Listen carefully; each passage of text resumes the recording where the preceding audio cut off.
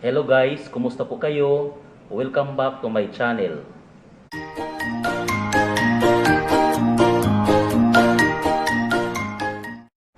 Guys, ang aralin na ibabahagi ko sa inyo ngayon ay patungkol sa mga produktong ginagamitan ng basic sketching, shading, at outlining. Kung saan ang araling ito ay kabilang sa industrial arts ng EPP o Edukasyong Pantahanan at Pangkabuhayan.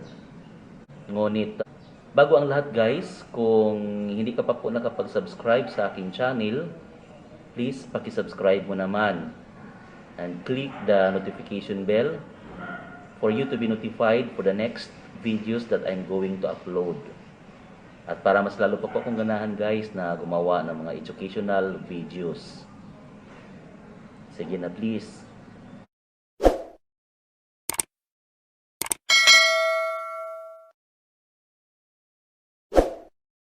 Maraming salamat po. So ito na guys, enjoy and keep watching and earn learnings from this video.